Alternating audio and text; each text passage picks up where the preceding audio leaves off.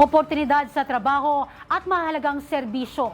Tila ang kusa ng lumapit sa mga kababayan natin sa Batasan, Quezon City matapos magdaos ng Bagong Pilipinas Serbisyo Fair 2026. Si Seyan Gupo para sa 13 sa tanghali. Hindi lang trabaho ang hinahanap ni Rica Niego sa Serbisyo Fair, kundi pag-asa para sa kanyang pamilya.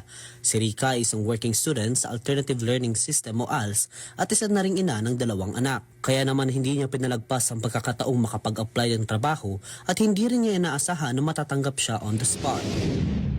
Malaking tulong na rin po ito sa akin kasi nanay na rin po kayo, parang ano ko na rin, tulong ko na rin sa asawa ko rin. Para sa mga baby. Opo, may 2 na po kasi akong anak. Habang nag-aaral din sila. Tulad ni Rica, pumila din si Claire Malate kasama ang kanyang sanggol na anak habang nag-aasikaso ng kanyang PhilHealth ID. Pero sa halip na mahirapan sa pagproseso, naging mas magaan para kay Claire ang pagkuha ng kailangan dokumento. Parang dito po kasi parang madali na lang po siyang ano yun eh.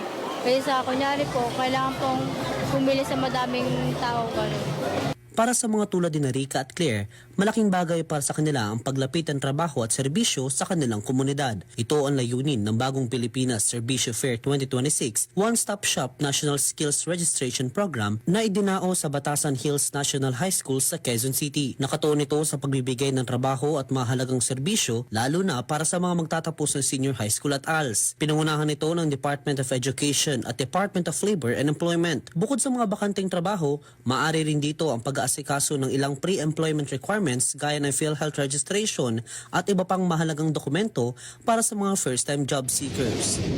Nga rin ni Presidente Marcos na mapadali yung paghahanap ng trabaho. So, imbis na yung estudyante galing sa Mindanao o sa Cebu o sa Visayas, yung pupunta pa ng Maynila para maghanap ng trabaho, yung Serbisyo Fair is a regular activity that's going around nationwide. Aabot sa 23 kumpanya ang nakilahok sa nasabing fair at nag-alok ng iba't ibang oportunidad sa mga aplikante. Ayon sa DepEd, nasa 600 learners ang dumalo sa nasabing launch event. Sa ngayon, nasa 600 na rin ang hire on the spot, bagamat posible pa raw itong madagdagan. Ang na-hire na is 600 so far. So, yun yung hired on the spot. Pero hindi ibig sabihin na wala pang ma-hire dito. Ayon pa sa DepEd, palalawakin pa ang programang ito sa hindi bababa sa 2 paaralan sa bawat rehiyon sa buong bansa. Para sa totoong balita sa Bagong Pilipinas, Seyan Gupo ng D1 1206 para sa 13 sa tanghali ng Congress TV.